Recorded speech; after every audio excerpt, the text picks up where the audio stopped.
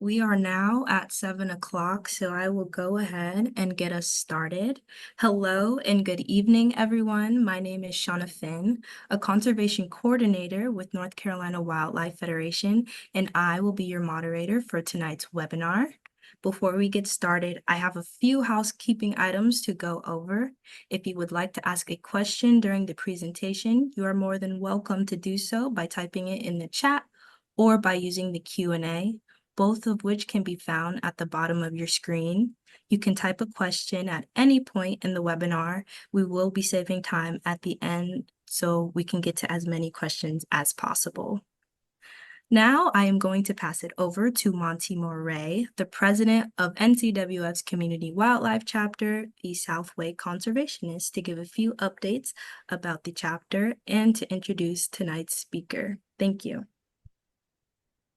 All right. Well, thank you very much, Shauna, and welcome everybody to tonight's webinar. We're really excited to have this webinar about wildlife crossings and conservation. So let me get into that in a little bit. But first of all, let me just, for those that aren't familiar with us, explain who we are. We're the Southway Conservationists.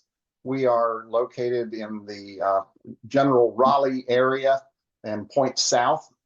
Our mission is to conserve and improve wildlife habitat and diversity through conservation projects and public outreach like this one tonight. So I just want to real quick give you an idea of some of the things that are going on this month and in the near future, and then I'll introduce our speaker tonight. We just had a pretty fun work day yesterday, although it was hot. We were just talking about that. It was a pretty hot day. But we were working at Yates Mill County Park and in Wake County, of course, and we installed 6 birdhouses, 3 brown-headed nuthatch houses and 3 bluebird houses. So that was a successful day. We had a pretty good time doing it. Next on the agenda is Moth Night. Now that was scheduled last month, and then we had these horrendous thunderstorms that came through, so we had to cancel it and reschedule it. So we're excited to hold it now on August 10th. So that's a Saturday evening, and encourage people to register and come to that. It's at Crowder County Park in Apex. The next thing we have going on is on August 24th, we're going to have a very special behind-the-scenes tour at the Museum of Life and Science in Durham. And that will really be a special treat for many of us. And again, we're opening it up to folks if you'd like to register and come to that. This is by special arrangement. We're going to go behind the scenes and see how they take care of the animals that they have there at the Museum of Life and Science. We have an in-person meeting every quarter, and that's coming up shortly on September 5th. Hard to believe it's coming up to September already, but it is. And the topic is Return of Wildlife to Raleigh.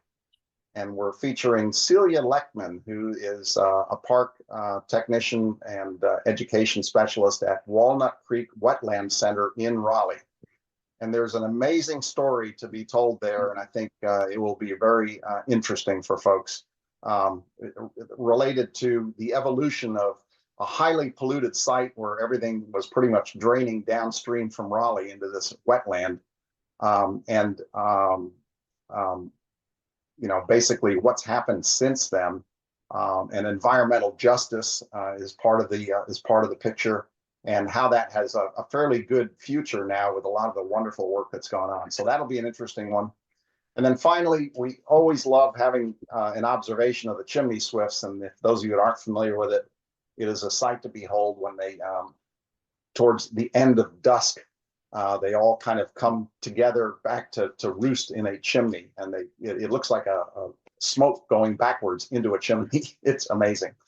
So that's coming up in September. We haven't picked a specific date yet. So that's some of the things that are going on, but I encourage you, if you're interested and you're in the Raleigh area, to keep an eye on our calendar. You can subscribe to our website. You see it here on the slide, southwayconservationist.org. So now, with no further ado, it is my pleasure and honor to welcome our speaker tonight. He is one of the nation's most effective conservation leaders He's had a lifelong career forging partnerships and finding common ground to advance conservation of wildlife. And finding common ground these days is a pretty good thing to do. So that's something that we certainly appreciate. He's a recipient of numerous awards, recognitions, and appointments that are too long to list. He grew up in North Carolina and has degrees from Duke University as well as NC State. He spent 5 years with the National Wildlife Federation as a wetlands and wildlife specialist in Raleigh. He then went on to become president and chief executive officer of the Florida Wildlife Federation for 32 years. And he's had a number of very significant impacts. And I'll just give you a few examples. I can't list them all. There's just so many. One is prohibition of oil and gas drilling in Florida coastal waters, merging of the Florida marine fisheries and the Florida Game and Freshwater Fish Commissions, something that is a topic of much discussion here in North Carolina, and also banning the importation of deer and other cervids to reduce the threat of spread of chronic wasting disease into the wild deer populations. And that's very topical as well here in North Carolina now. He joined the North Carolina Wildlife Federation in 2019. He's a registered lobbyist for the Wildlife Federation. He works across the state promoting fish and wildlife conservation. He also works closely with the National Wildlife Federation promoting federal conservation initiatives. He led a campaign that successfully established wilderness areas in the Pocosin wetlands, and he promoted the initial reestablishment of the red wolf in the vicinity of the Alligator River Wildlife Refuge. So I need to take a breath because that's a lot. He advocates for wildlife crossings and habitat linkages with the state legislature, with agencies and boards, and he promotes federal support for wildlife crossings, and that's our topic tonight. He also did this with the Florida Wildlife Federation and the National Wildlife Federation, and he's passionate on this topic. So please welcome Manley Fuller. Bonnie and Shauna, thank you very much, and thank you for those kind comments. Let's see, I've got the screen, excuse me a second. Shauna, the screen is tiny. Let's see, okay, there we go. Okay. The topic tonight, a focal topic is how we build wildlife connectivity in relation to our transportation system in North Carolina. And this is a topic that is of international interest in conservation as well as across the country. And we're in the early stages of building a regular program in North Carolina, and that's what I primarily want to talk about this evening. Shauna, next slide, please. I would like the viewers of the participants in the webinar, there's some references that Sean will provide you with additional information. There's a couple of new books that I think have tremendous amount of information in them. It's very, I learned a new term in reading that. I knew about wildlife fragmentation, but now there's a discipline called fragmentology, and that was in one of these references. But there's some good books if you want to know about what's going on about crossings around the world. Here in North Carolina and over into Tennessee, we have a publication, a Search for Safe Passage by Frances Spigert. And she also wrote a very good article in spring 2021 in the North Carolina Wildlife Federation Journal. So that's a reference. That's the book Search for Safe Passage is excellent for children. And then on the slide, you see a description in the New York Times of the Liberty Canyon Wildlife Crossing, which is being constructed near Los Angeles. And the National Wildlife Federation, advocate, Beth Pratt, was very instrumental in that. And this will be the largest wildlife crossing in the world, as far as I know. But it's under construction right now, and it's slated, I think, for completion in about 18 months. Next slide.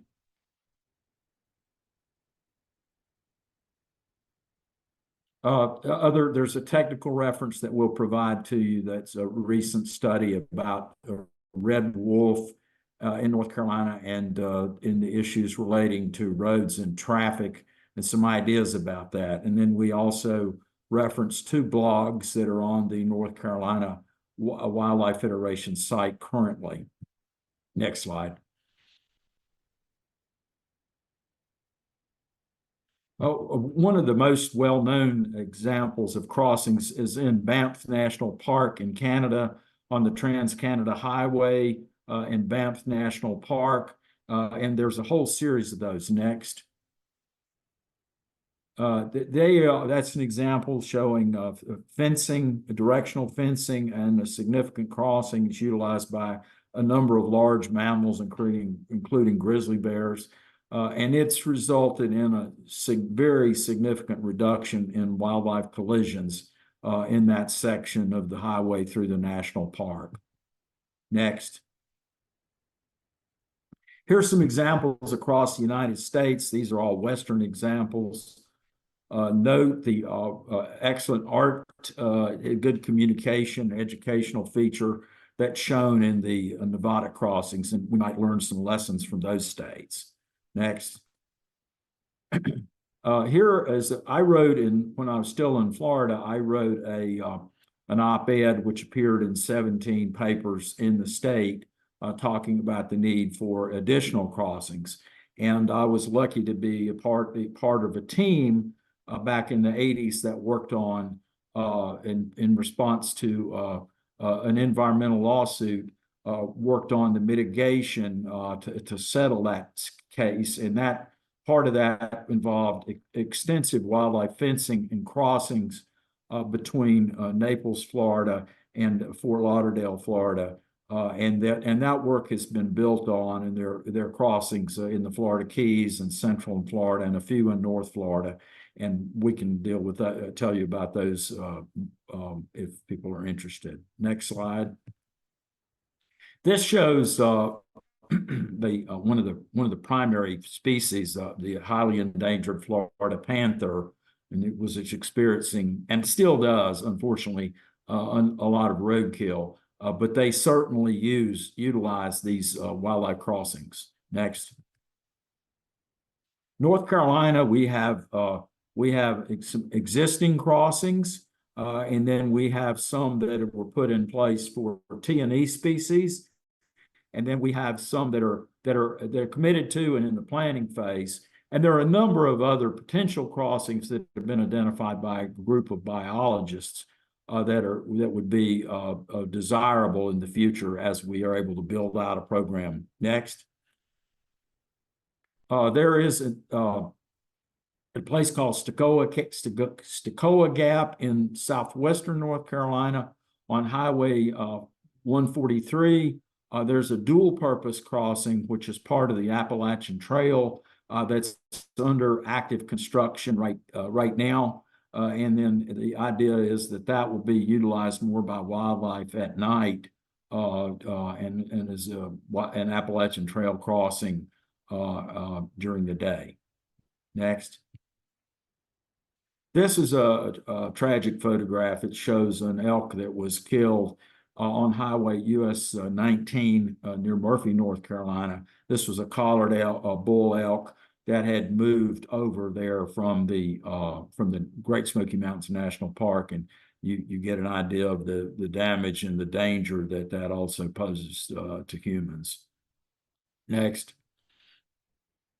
Here, I wanted to announce, and you all will have the opportunity to read the document, but we recommended, based on our communications with our colleagues in Arizona and New Mexico, where they both states had memorandum of understanding between their wildlife agencies and their transportation agencies, that had helped them work on their wildlife connectivity and crossings programs in those states. And so we took that as a model and recommended that to the North Carolina DOT and the North Carolina Wildlife Resources Commission. And they developed a memorandum of understanding to formalize a lot of work that they had been doing in certain locations in the state, but to make it a statewide policy, that there be regular coordination and cooperation between the agencies to implement programs or facilities that would reduce wildlife collisions and also improve human safety. To the right is a letter that this spring, which we sent to the legislature asking for additional appropriations in the 2024 session. And this was a letter that some of our partners in Safe Passages signed on to and assisted in the lobbying efforts. And we'd like to recognize Representative Shepherd, Representative Eiler, and Senator Rabin for being supportive of additional funding for wildlife crossings. And we're trying to make the case and build the programs. Next. If you look, this is at existing crossings that have been put in place near the bases of some bridges on the Eno River near Durham, and that's on both sides of that river. And then there's a Little Warrior culvert, and if you look in the left, that wasn't really very friendly for wildlife connectivity, and then that culvert has been modified significantly, and it's better designed for wildlife passage and also aquatic passage. Next. To the upper photograph shows an example of a culvert that's more effective with wildlife and aquatic connectivity, and then one that's not and needs to be replaced or modified. And the one on the left allows for regular aquatic passage, and then there's some you can't see it, but there's underneath the sediment there on the right of the photograph, there's some structural elements that tend to keep the sediment, which allows for terrestrial wildlife passage on the right-hand side. And then you see, if you look at those pipes, you'll see that the one on the left is slightly higher. It's allows except during high flood situations, it allows for terrestrial wildlife passage. And then the pipe, which is slightly lower on the right, provides for aquatic passage. Next. This is an example of a crossing that was put in, less than ideal crossing that was put in long ago when I-26 construction began. And while there has been some documented wildlife use of this crossing, it's less than ideal, and it can be enhanced by future reorientation and new fencing. Next.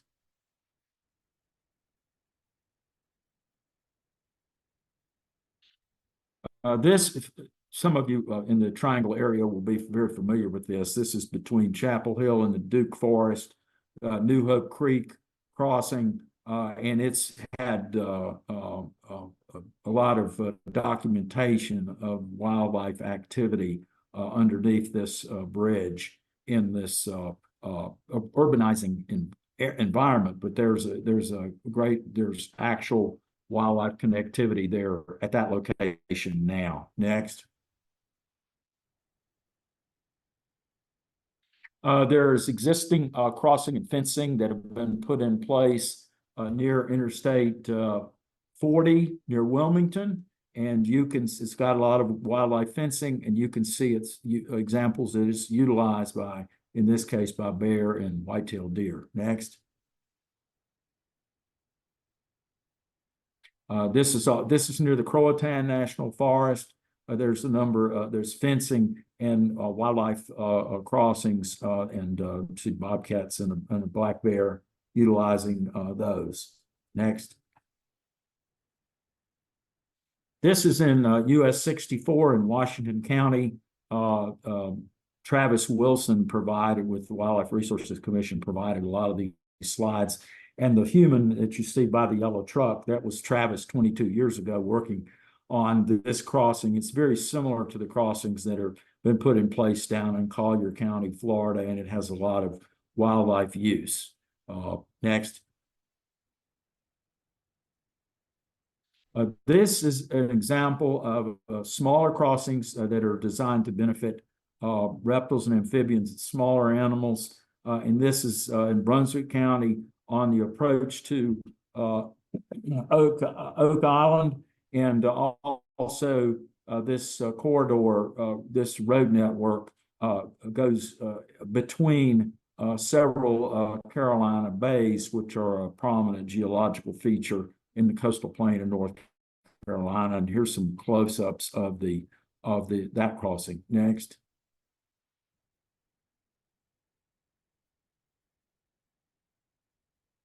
Here's some bad examples that need some modification.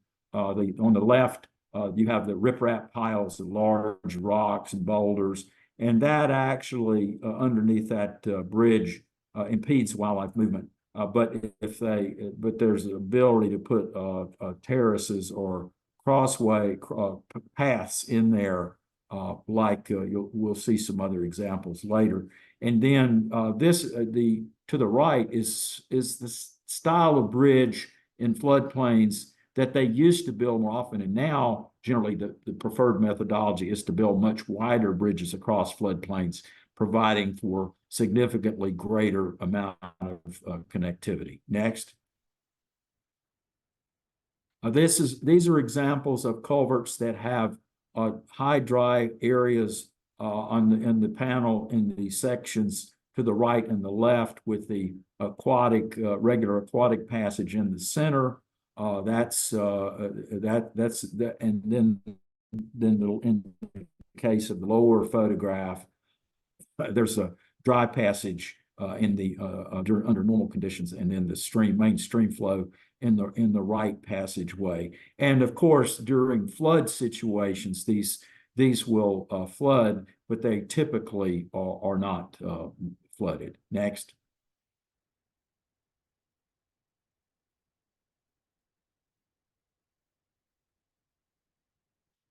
There is, in the Federal Infrastructure Act passed during this presidential administration, the Infrastructure Act has available matching funds for wildlife crossing programs on either state or tribal lands. And last year, North Carolina submitted some proposals. They were unsuccessful, as were most of the eastern states, but they're reworking the plans. And in September, there will be a submittal from the North Carolina Wildlife Resources Commission, the North Carolina Department of Transportation, and for one project with the U.S. Fish and Wildlife Service near Alligator River, there will be a proposed crossing which will be seeking federal matching dollars, which would help. And then there's a private interest in augmenting that through a challenge match. And that'll be a major part of North Carolina's proposal to the federal DOT for match, but they'll also include a section for some additional work on I-26 and I-40. Next. This is an aerial photograph of the Pigeon River Gorge, which the I-40 runs in there, and then to the right is the Pigeon River. This was put in place in the 60s. At that time, wildlife considerations were not prominent, that weren't really thought about. And it's a very narrow defile, and it's also a site where there's a lot of wildlife vehicular collisions. But it was an important part of the mountain ecosystem, the connectivity of wildlife. And so we would like to see some modifications to the structures near adjacent and part of the interstate to make them more wildlife friendly. Next. This shows the relative public lands in the east and the west, and you'll see this is specifically federal lands, but there's much more federal lands, as you can see out west.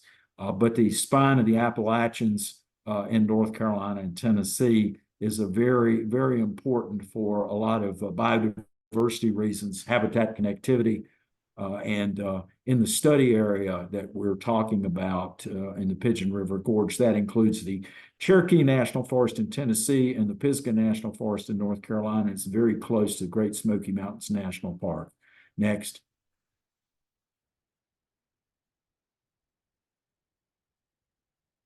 Here's the example of a study of intense biological investigations, a lot of wildlife camera use, a lot of photography, and by the Wildlands Network and the National Parks and Conservation Association. And there's quite a bit of conservation lands in that area. Next. This shows where mortality has been documented in the gorge. To the east, near Lake Junaluska, it's more open country. It's not quite as steep. There are a lot of white-tailed deer collisions. In the central and western portion of the gorge, there are a lot of black bear mortality, and there has been at least one elk that was hit and then had to be euthanized. Next. Here's an example of wildlife mortality. The bear mortality is oftentimes, much of the gorge is a narrow defile and has cliffs. But what happens is where there are natural cut downs near to the level of the interstate, that's oftentimes places where bear attempt to cross, as well as white-tailed deer. And notice the concrete barrier in the center of the interstate. This is reflective of the fact that we're dealing with a very narrow space in which the interstate and the river are co-located. And so there's not a lot of places where you can, you don't have a lot of play. It's challenging from an engineering standpoint. And that concrete barrier makes it almost impossible for wildlife to cross successfully. They sometimes do. Vehicles, the mama bear and the cubs, sometimes they'll slow down and there'll be a bear backup.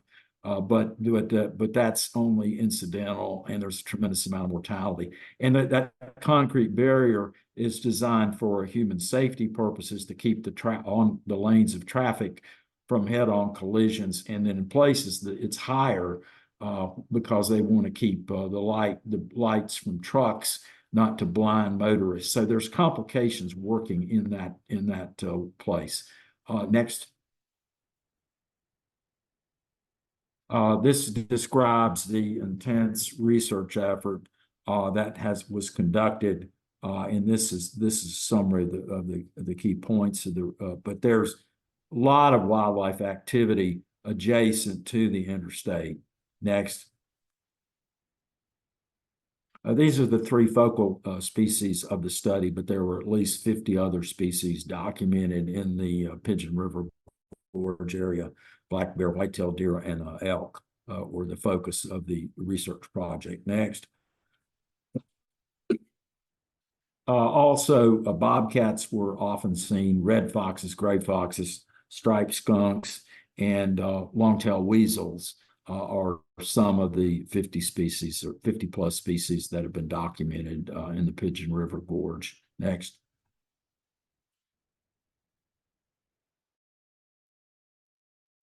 This is Steve Goodman, one of the checking his camera traps. He's one of the lead biologists on this project, and he is accompanied by, some of you may recognize him, Ben Prater from Defenders of Wildlife and Nikki Robinson with the Wildlands Network. And in that photograph to the left is the Pigeon River.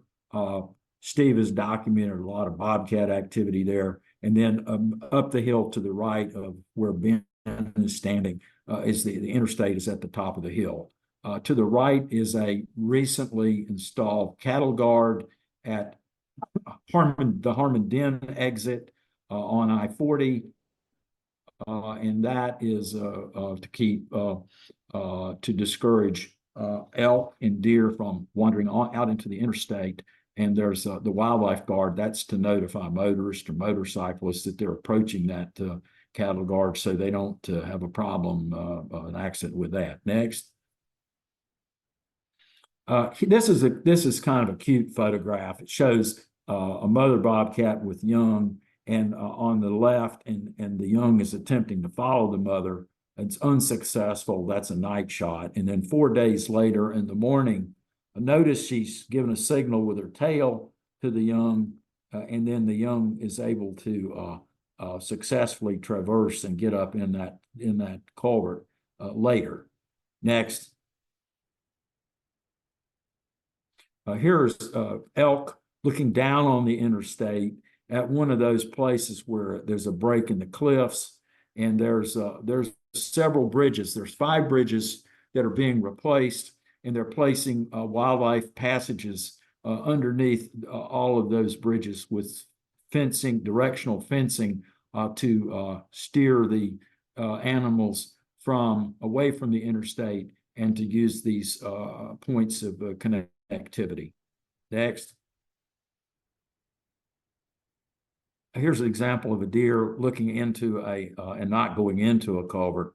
And then this is this, and then there's an instance of a bear using that culvert. And this is near Groundhog Creek, and the research is recommended, and the Wildlife Resources Commission is working on this, some modifications of those culverts. And culverts have a lifespan just like everything else. And so in some cases, they could be replaced by more wildlife-friendly structures, or they may leave them in place for dry terrestrial wildlife passage, modifying the edges of them so they're more wildlife friendly, and then placing a new lower culvert in to allow more of the stream flow. And there are different designs that they look at. So a lot of these decisions are site specific and engineering specific. Next. Here's some of the recommendations from that research project. And one of those is to look at a future overpass at where the single tunnel is located on the interstate. And that would be much less costly than the Wilkins Creek overpass, which also I think is a good idea, but we have to have the money and the resources in the program to pay for those. But the single tunnel, the single tunnel goes underneath a mountain, and then the interstate is to the side of that, and so in that case you would only need to cross one portion of the interstate instead of having to go over the entire thing. But that's I think those are good, very future recommendations. In the Wilkins Creek area, there is also a rest stop there, and there's a lot of bear mortality in that area because it's very good habitat. And the Highlands Conservancy has made some significant conservation purchases near there. So that in the future would be an excellent place for crossing if we can get the resources. Next. Here's this is a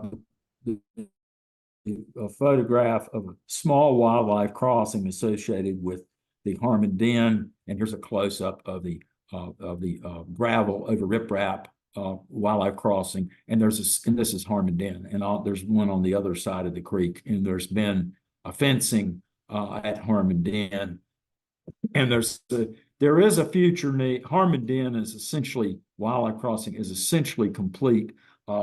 It could be improved if on the north side there was some replacement of some culverts, but there's not funding available to do that. But it's otherwise that project is complete.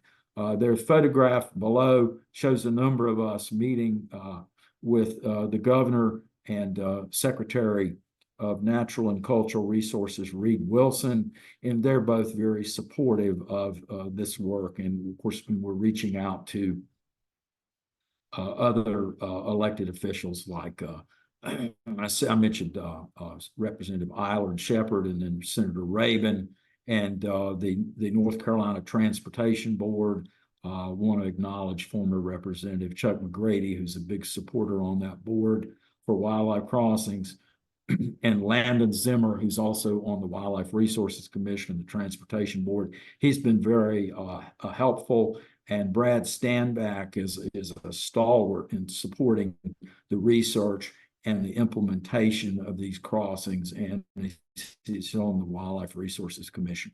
And we've had support from both those agencies in these efforts, and we're seeking additional support from ongoing support from the legislature.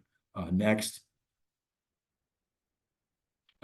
The goal of the Safe Passage program is to improve wildlife's ability to cross that gorge as they did historically, and to look at the infrastructure and look for all opportunities where we can enhance either existing or future structures for wildlife connectivity. Next. Here's an example of a listing of the partners of the NGOs, the agencies involved in the effort to, and the Cherokee to support this safe passages on I-40. Next. We'll have more to say about some additional research that's begun on I-26, which goes essentially from Asheville more or less to the northwest up into Tennessee, and that has a lower volume of traffic. The flow on average traffic flow on Interstate 40 is 29 to 30,000 cars a day typically, and I-26 is less traffic. It's got about 9,000 per day typically, but there's a lot of wildlife needs along the I-26 corridor, and there's been quite a few roadkills on that, and there's active research comparable to the research that was done before on I-40 being done now on I-26. Next. Here's some examples of crossings. Again, Harmon Den is to the left, and then there's some examples from other parts of the state. And these wide bridges give you a lot of opportunities to maximize your connectivity options going forward. Next. Now we're going to play a video. I think you all will all find it enjoyable and informative, and then I'll make a few comments at the end, and then Shauna will take us through the Q&A portion of the program. Thank you.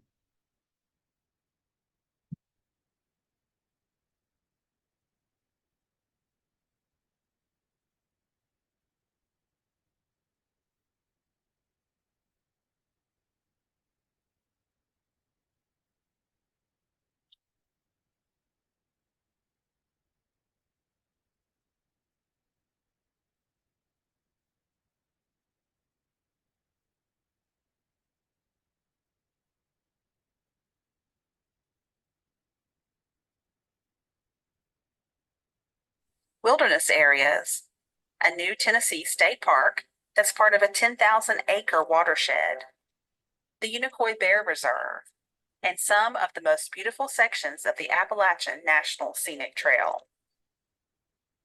This is an important corridor for wildlife, a place animals travel through as part of their natural activities and needs. Along this section of Interstate 26, just within the forest boundary, beyond the daily path of cars and trucks, and up along the ridges atop the many road cuts, are abundant and diverse wildlife. Black bear, white-tailed deer, bobcat, red and gray fox, long-tailed weasel, box turtle, and many more species. Animals use the area for home range movements and dispersal, foraging and breeding, and in some particularly important places, to raise their young. In the not-too-distant past, wildlife encountered few obstacles in fulfilling these and other needs. However, with the construction of Interstate 26, once ubiquitous wildlife pathways that followed spur ridgelines and gaps, hollows and creeks, were blocked or completely filled in, leaving wildlife today few viable crossing options. Currently, wildlife have to choose between crossing 4 lanes of traffic with a tall concrete barrier in the median, or using one of the human-made structures such as drainage pipes, box culverts, or bridge underpasses, very few of which were engineered for wildlife use, either too small, too wet, too long, or too much concrete to encourage wildlife use.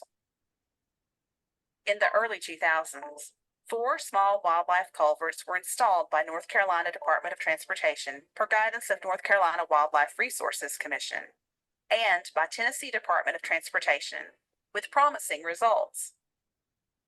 Wildlife had been documented using these small structures, but modifications and directional fencing are needed to make them fully functional for various species and for consistent long-term use. Yet these 4 structures alone are not enough to safely carry the flow of wildlife in this important 14-mile stretch of highway.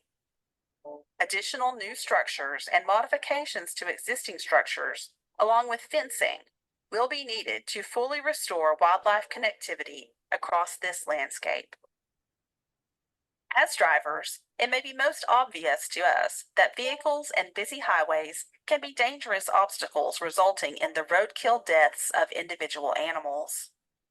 But beyond these deaths lies a pattern that affects entire populations of wildlife long term by disrupting what we call wildlife connectivity, their overall ability to travel freely across the greater landscape, and resulting in fragmentation of their habitat and populations. This is the barrier effect, when wildlife stop even attempting to navigate roads due to increasing traffic and noise and inappropriate structures, thus limiting foraging, breeding, and dispersal opportunities. This lack of free movement has long-term effects on the genetics of a population and on animal community structures such as predator-prey relationships. Ultimately, depending on the stretch of highway and the time of day or season, Interstate 26 sometimes serves as a barrier and other times a mortality trap, a daily risk-reward evaluation that wildlife must make when traversing landscapes infused by roads.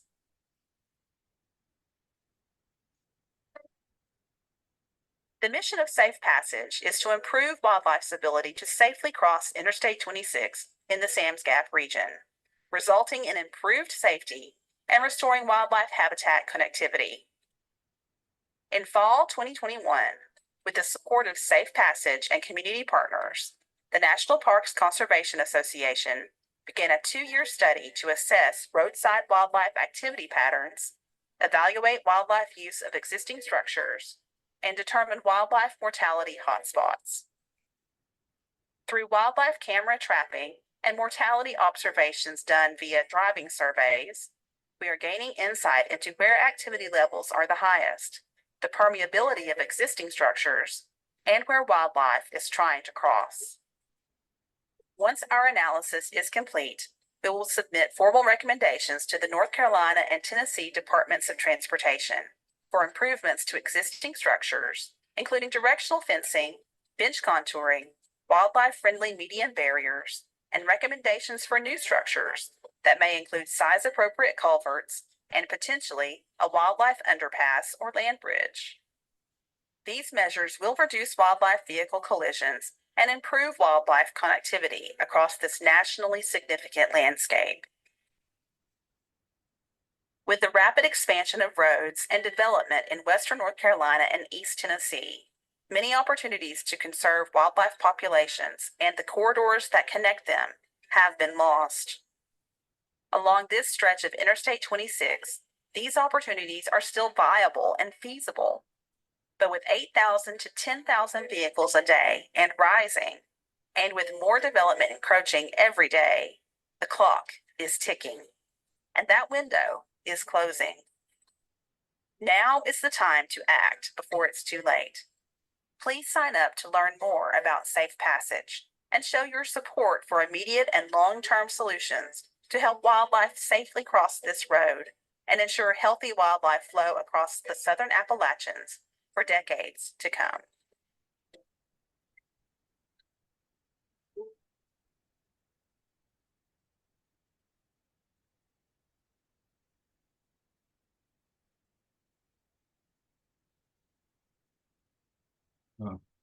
Next, Shauna.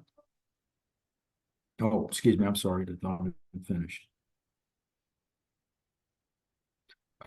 I wanted to mention a couple of things in closing. We'll make available a video of a species, listed species oriented glide crossing in the next west of Robbinsville, right close to the Tennessee border, where a highway segmented population of northern flying squirrels. And so they put glide posts up, and then long term they want to allow trees at several points to grow closer to the highway so that the animals will be able to utilize that for crossing. And so the Wildlife Resources Commission did some very interesting video about that. And I hope you all have time to look at this video by Pastor Taz, who's a local minister who's very interested in nature, and he's a local fellow, and he gives a very positive and well informed but entertaining presentation about those squirrel bridges on the Tennessee line. And then also, I'd be remiss if I didn't mention that there's some small wildlife crossings at Gorges State Park. They have been monitored by John Seeley and Dr. Liz Hilliard, and they've documented use by smaller wildlife. And there's activity with timber rattlesnakes and a number of species. So we have and I want to acknowledge in closing some other people. Tim Guest-Wiki has played an important role since its inception of Safe Passage, and he's in a leadership role with that. And I'm part of a lobby team of people from several organizations and a lobbyist that's a lobby firm that we work with, Randolph Cloud and Associates, to further wildlife crossings. And again, at the right time in the legislative schedule, we'll come back and ask you to reach out to your elected officials in support of this. But of course, it's always a good time to mention that wildlife crossings are desirable for a lot of reasons. And also wanted to note that in Washington, Senator Tillis, we've spoken to Senator Tillis and Representative Rouser, Representative Adams, and Representative Ross, that they're standing by to write letters in support of the North Carolina submittal for federal matching dollars so that they can pursue and is in aid with us. And then Dr. Ron Sutherland led an effort that involved a lot of biologists to identify some additional good crossing locations in the state that there was a lot of agreement about, and that occurred in the last year or so. And the David McHenry and Travis Wilson continue to look at structures and opportunities. And then the very last thing I'll say is there's a need to build new structures for wildlife crossings, but there's existing structures can play a role do play and that role can be enhanced by modification of existing structures and culverts, such as putting in those wildlife paths through the boulder fields. So I'll close out now, and Shauna will take over.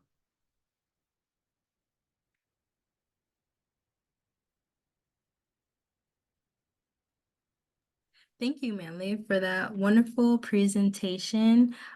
As mentioned earlier, I will be following up with you all with links to some of the materials Manley mentioned during his presentation, which will be included in an email with the recording of tonight's webinar. So we have now entered the question and answer portion of tonight's webinar. Again, you're welcome to type your questions in the chat or to use the Q&A. We already have one question from Robert Brown, who has a few questions, but his first question is, which are more effective bridge type crossings or underpasses? I'm probably not the best person in the world to answer that question, but I think it's typically the answer to that question would be site specific. Depends on the conditions on the ground, and then what research has shown is the patterns of wildlife movements. Okay. And his next question is, are some species more likely to use the wildlife crossings than others? And are there some species that won't use it? There are different species have, for instance, deer are very hesitant to go in culverts where they can't see the light at the other end, or if it's particularly long. So there are some efforts underway to provide. In some cases, you can't do it, but in some cases, you can, like in the median of a highway where you're doing an underpass. You can have grading, so there's some lighting, and that may facilitate wildlife moving throughout an area. And then you can put benches on the sides of the culverts or the underpasses. And then some species, like out west or in the Rockies, grizzly bears like open crossings, like that one we showed in Banff. And then black bear often like to use more less open closing. So it depends on what species of animal you're talking about. One thing that's really important, I haven't really said much about it, is the need to utilize research to locate the best places to put crossings. And then it's good to do follow-up research to show, looking at, say, for an example would be looking at the level of wildlife vehicular collisions pre and post project and ongoing evaluation. And then you've got to do maintenance. If you have wildlife fencing, you've got to maintain it so trees don't fall down and vines get all over it and reduce its effectiveness. So it's really developed into a science. And in my days in Florida, I learned a bit about this from Dr. Dan Smith with the University of Central Florida. And he's a consultant on a lot of these crossings down there. And he's also been involved in looking at the Alligator River area in North Carolina and made proposals about crossings for both large animals as well as small animals, herps, etc. Awesome. So we have another question from Courtney, who is wondering, it seems like the red wolf would be a high priority species to create safe crossings. Can you talk about any research that has been done or any structures that have been put in place in order to help the red wolves in North Carolina? There has been some work about crossings in the red wolf area near passageways near and fencing near the rivers. But there's a greater need across the landscape to put additional crossings in. And part of the pending state U.S. Fish and Wildlife Service, DOT and WRC proposal, my understanding is it's going to include a new proposal that incorporates the most recent information into it. And there needs to do future work. And there was a lot of work done in this circa 2008, 2010. And Dr. Smith, who I mentioned, and also some researchers from Virginia Tech worked with the Wildlife Resources Commission. but that was to mitigate for a highway widening, which has not occurred yet. And so there's some complexities there. But there's definitely been a lot of, that's a leading source of mortality for red wolves, and also black bear in that area, and lots of herps get hit on that road. So there's been a lot of background research done, and we just need to get the funding of the resources. The DOT is in agreement that there's needed fencing and crossings that need to take place at Alligator River Awesome. and surrounding areas. Okay, so our next question comes from Neil. What progress is being made on the consideration of a wildlife crossing on Highway 64 through the Alligator River National Wildlife Refuge? That is a current I believe that's going to be a top priority of the state in its matching submittal on September the 3rd, or the 4th. I can't remember the date, but that's the deadline. So I know that I've had consultations with some of the agency people, and they're hard at work on a proposal that will involve fencing. One of the most expensive parts of these crossings is appropriate fencing, and so that'll be an important part of this, to direct wildlife to those crossings, and you have to one of the things that the people who work on this is they need to be long enough so that the animals don't just skip the crossing and just go to the end of the fence and then go run out into the highway. So there's a lot of background work that's being done. Okay. So our next question is wondering what resources are available for crossings on rural highways. I assume federal monies are not available for such roadways. Well, it depends on the project, but normally a lot of the crossings that we've shown in this presentation are in rural areas. Example, the I-40 areas near Wilmington, or the approach to Oak Island. Those are rapidly developing areas.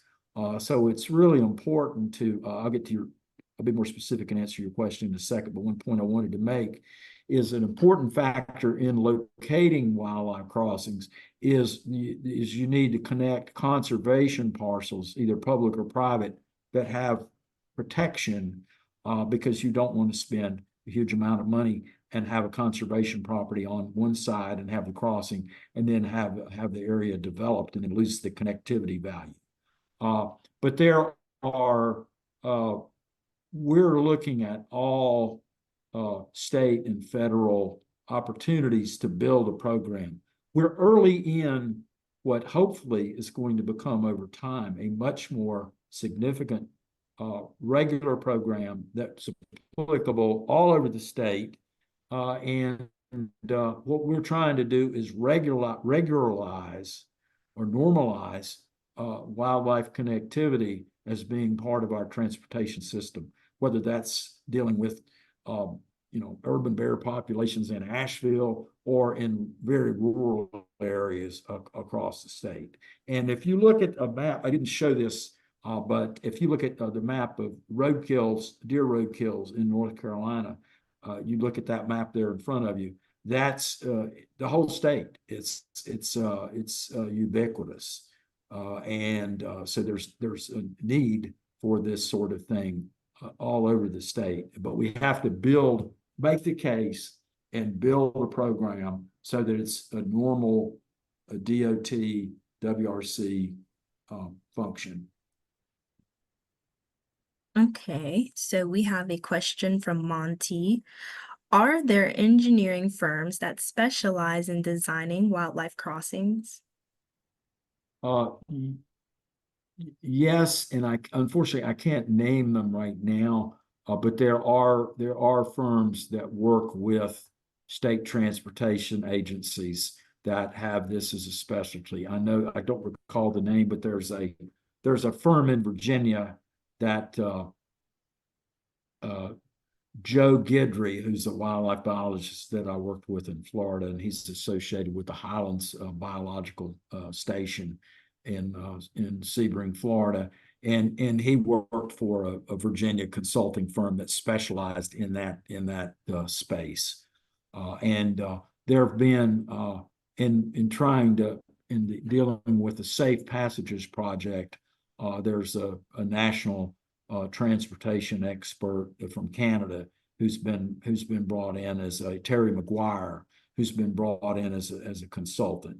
And you would think sometimes when you're talking to David McHenry or Travis Wilson with the Wildlife Resources Commission, because they're both biologists, but they were engineers, but they work every day with engineers. So people in this space need to be able to understand the needs of wildlife and also be able to deal with things like budgets and working with engineering staffs. And there's a lot, and I haven't said much about this, but there's been quite a bit of support for work in the Pigeon River Gorge area from the North Carolina Department of Transportation. Okay, so we have two more questions. One from Bob, who is wondering, at Harmon Den, have we been able to document what species have used the wildlife crossings, and what are the numbers for those species? I don't have those figures available, but Bob, I can look into and find the latest data. A lot of the research, the intensive research, and that's been conducted, has shifted over to Interstate 26. But I'll check with Steve Goodman and try and get you an answer, because he and Dr. Liz Hilliard have been in charge of those research projects. And also David McHenry continues to do monitoring in the gorge for the Wildlife Resources Commission. There's been some subsequent work, but I'll try and find out what specifically has been documented since Harmon Den has been completed. Okay, and our last question comes from Anne. Is the presence of listed or endangered species considered in the evaluation of applications for funding or matching funds? Yes, and that's going to be the red wolf strengthens the case for Alligator River, which is one of our most critically endangered mammals. Very much like one of the reasons, a major reason that we were able to get all those fencing and wildlife crossings in Florida on the Alligator Alley, or I-75 between Naples and Fort Lauderdale, was the presence of the Florida panther and known high roadkill. And there's a lot of parallels with the situation with the red wolf. Okay. Wonderful. And we have one last statement from Ken, which I think is a really great point. It says, this sounds like a great opportunity for citizen science in terms of assessing the success of crossings, which I 100% agree. So that concludes. I agree. I must put an asterisk beside that, though. You notice that the safety clothing that Steve Goodman had on, and I had the privilege of doing a little field trip with Bob Toby, one of our NCWF members, last year. And you really have to be careful, and particularly it's worse in the Pigeon River Gorge than it is in other places, but you have to be really concerned about safety. So volunteers in those areas need to wear safety gear, and there's places that if you had a momentary lapse of attention, you could get killed. That's one of the most dangerous places. But the Pigeon River Gorge is a place that you don't just go casually looking at the crossings. You have to watch yourself because it's dangerous. Thank you, Manley. And thank you for that great presentation. So that concludes our question and answer portion of tonight's webinar. If you have any questions that may come up, feel free to email Manley. His email is located on this screen. And then I will let Monty and Manley end on any closing remarks that they'd like to share. Well, I just want to say thank you very much, Manley. I think I know everybody on this webinar thoroughly enjoyed it. This is important work, and it's important information for everybody to be aware of and to support. And we appreciate the efforts you are making on behalf of all us conservationists to make this happen in our state. So thanks for that. I have to say that I certainly loved the Bobcat videos. That was probably my favorite part. Although all of it was great, that was fun to see.